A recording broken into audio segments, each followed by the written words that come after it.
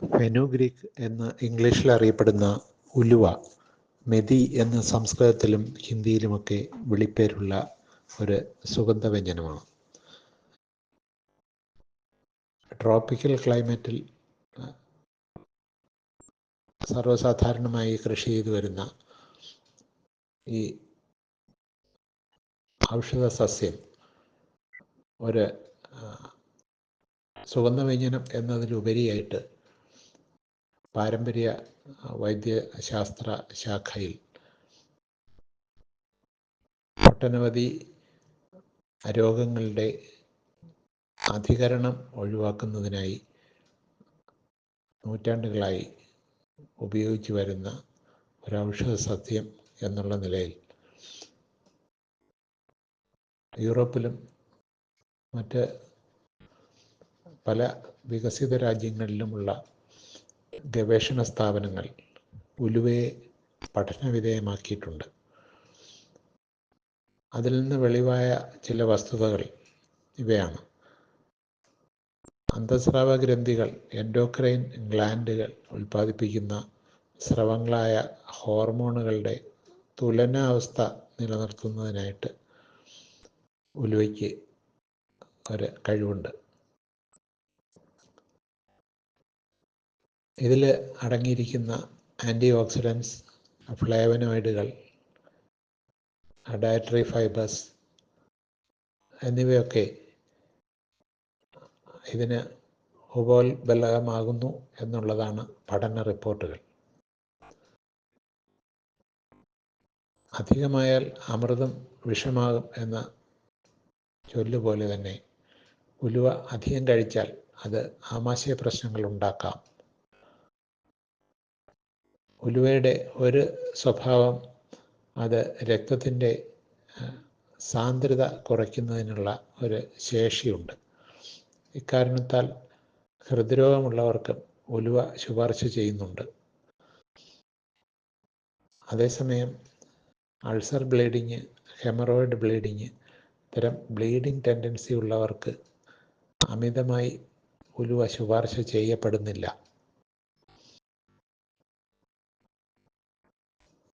വളരെ അപൂർവമായ ചില പഠനങ്ങൾ വെളിവാക്കുന്നത് അമിതമായ അളവിൽ ഉലുവ വർഷങ്ങളോളം പതിവാക്കിയാൽ അത് ചിലർക്ക് ലിവറിന് ചില പ്രശ്നങ്ങളുണ്ടാക്കാം. താൽക്കാലികമാണ്.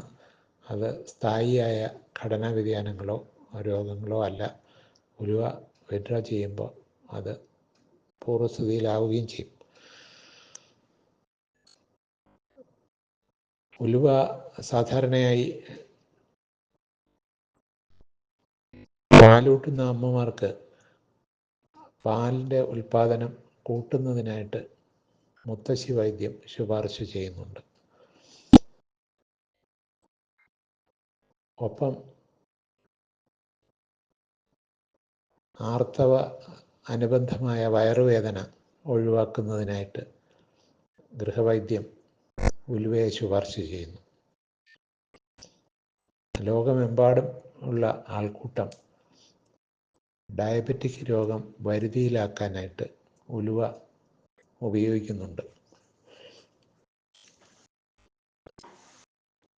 സാധാരണയായി കുട്ടികൾക്കും ഗർഭിണികൾക്കും ഉലുവ ഒരു ഡയറ്ററി സപ്ലിമെൻ്റായിട്ട് ശുപാർശ ചെയ്യുന്നില്ല.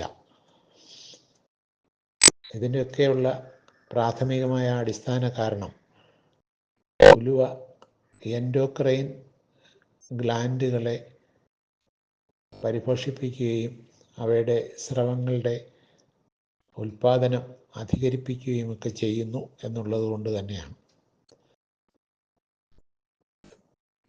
പ്രഗ്നൻ്റ് ലേഡീസിൽ അബോർട്ടീവ് ടെൻഡൻസി ഉണ്ടാക്കാൻ ഉലുവയ്ക്ക് കഴിയും.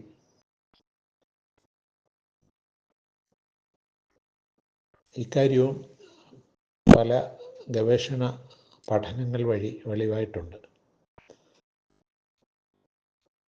സംഗതി എന്തൊക്കെയായാലും ഉലുവ ശരീരഭാരം കുറയ്ക്കുന്നതിന് ഉള്ള അഡിപ്പോസ് ടിഷ്യൂവിലെ ഡിപ്പോട്ട് ഫാറ്റിൻ്റെ മൊബിലൈസേഷന് ഉപയുക്തമാണ്. ഇതൊക്കെ ഉലുവയുടെ നൈസർഗികമായ സ്വഭാവ ഗുണങ്ങളാണ് എന്ന് മനസ്സിലാക്കുക. ഇവ രോഗനിവാരണത്തിനായിട്ടുള്ള ഒരു ഉപാധി എന്നുള്ളതിലുപരി ഒരു ഔഷധം എന്നുള്ള നിലയിൽ ആരും അവലംബിച്ചിട്ട് വലിയ കാര്യമില്ല എന്നുള്ളതാണ് പരമാർത്ഥം. ഉലുവ കഴിക്കുന്നത് കൊണ്ട് എനിക്ക് മൃഷ്ടാന്നം ഭക്ഷണം കഴിക്കാമെന്ന് ഡയബറ്റിക് രോഗി ചിന്തിക്കരുത്. ഉലുവ കഴിച്ചാൽ പാല്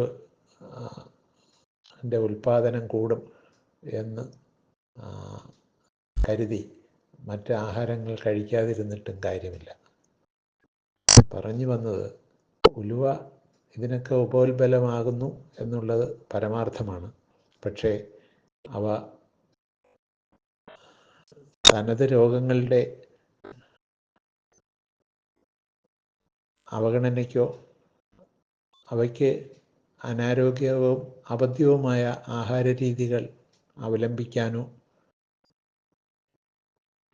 ഒന്നുമുള്ള ഒരു കുറുക്കു വഴിയായി ആരും പരിഗണിക്കപ്പെടരുത് എന്ന് പറയാനാണ്.